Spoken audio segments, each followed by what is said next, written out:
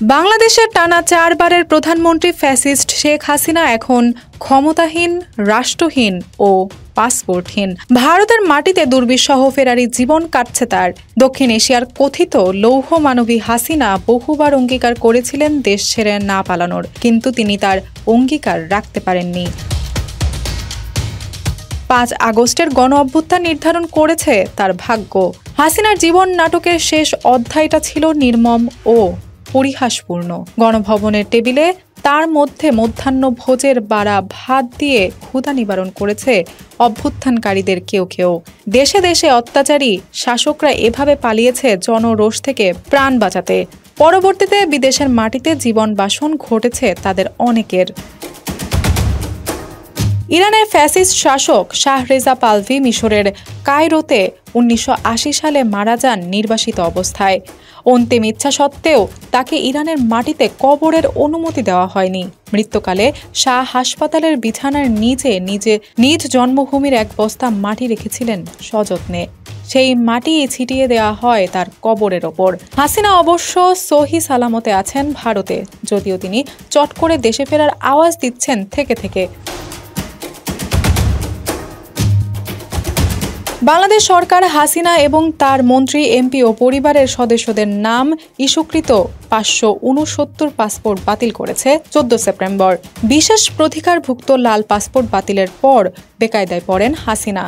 পালানোর পরপরই ভারতের বাইরে অন্য কয়েকটি দেশে আশ্রয় প্রার্থনা করে ব্যর্থ হন তিনি। ভারতে হাসিনার রাজনৈতিক আশ্রয়ের বিষয়টি নিশ্চিত না করলেও ট্রাভেল ডকুমেন্ট ইস্যু করেছে তার জন্য।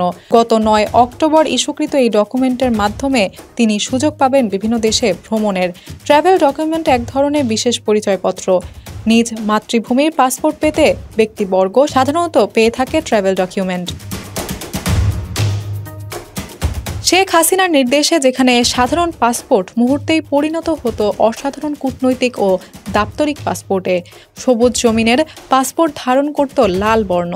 অতিশয় ক্ষমতাধর এই হাসিনা এখন বহন করছে ট্রাভেল ডকুমেন্ট নামে ভারতের দেয়া পীতবর্ণের একটি বুকলেট। নিজ দেশ, জাতীয়তা ও পরিচয় প্রত্যাহিত করে যে পাসপোর্ট হাসিনা তা থেকে বঞ্চিত। ইতিহাসে অত্যন্ত জরুরি এই পাসপোর্টের প্রমাণ মেলে 450 খ্রিস্টাব্দে হিব্রু বাইবেলে। মধ্যযুগীয় ইসলামী খেলাফতের সময় শুল্ক প্রদানের রসিদ ছিল এক ধরনের পাসপোর্ট। বিশ্বের শতাধিক দেশ এখন ডিজিটাল পাসপোর্ট প্রদান করছে নাগরিকদের। মৃত ব্যক্তির কোনো পাসপোর্টের প্রয়োজন পড়ে না এক দেশ থেকে অন্য দেশ বহন করতে। ডেথ সার্টিফিকেট ও সংশ্লিষ্ট দেশের কনসুলার প্রমাণপত্রই যথেষ্ট। কিন্তু এর ব্যতিক্রম ঘটে ফেরাউন দ্বিতীয় রামেসেসের মৃতদেহ মিশর থেকে ফ্রান্সে নিতে। কে না জানে ইতিহাসের অত্যাচারী, ঘৃণিত ফ্যাসিস্ট ফেরাউন শাসকদের কথা।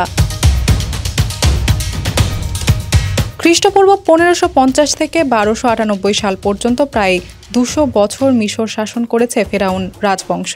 1976 সালের 26 সেপ্টেম্বর ফেরাউনের মমি ফরাসি সামরিক বিমানে পৌঁছায় লো বোরগেট বিমানবন্দরে। ফরাসি ফরেন সেক্রেটারি অ্যালিস সটারসেইড সেখানে স্বাগত জানান ফেরাউনকে। পরদিন 27 সেপ্টেম্বর নিউ ইয়র্ক টাইমস সহ বিশ্বের বিভিন্ন সংবাদ মাধ্যমে গুরুত্বের সঙ্গে প্রকাশিত হয় সংবাদটি। পরীক্ষা নিরীক্ষার পর মমিটি ফিরিয়ে আনা হয় মিশরে। ইতিহাসে মৃত ফেরাউন পাসপোর্ট পেলেও জীবিত হাসিনা বসে আছেন ভিনদেশি ট্রাভেল ডকুমেন্ট হাতে। বিশ্বের কোনো দেশই স্বাগত জানাচ্ছে না পতিত এই ফ্যাসিস্টকে। ফেরাউনের পাসপোর্টের রাজা শব্দটি উল্লেখ করা হয় পেশা হিসেবে। ভারত শেখ হাসিনার ট্রাভেল ডকুমেন্টে তাকে কি বলে উল্লেখ করেছে জানা যায়নি। তবে বাংলাদেশের 17 কোটি মানুষের কাছে হাসিনা একজন নির্মম, নিষ্ঠুর ফ্যাসিস্ট শাসক হিসেবেই পরিচিত হয়ে থাকবে অনাদিকাল জুড়ে। 15 আগস্ট অভ্যুত্থানে মর্মান্তিক মৃত্যু হয় শেখ হাসিনার পিতা বঙ্গবন্ধু শেখ মুজিবুর রহমানের।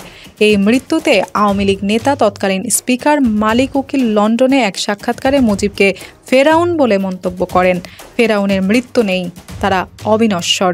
যুগে যুগে ফেরাউনরা ফিরে আসে বিভিন্ন দেশে, বিভিন্ন নামে ও বিভিন্ন বেশে। দৌলতী আখন্দ স্মরণ, বিডি আর্কাইভ।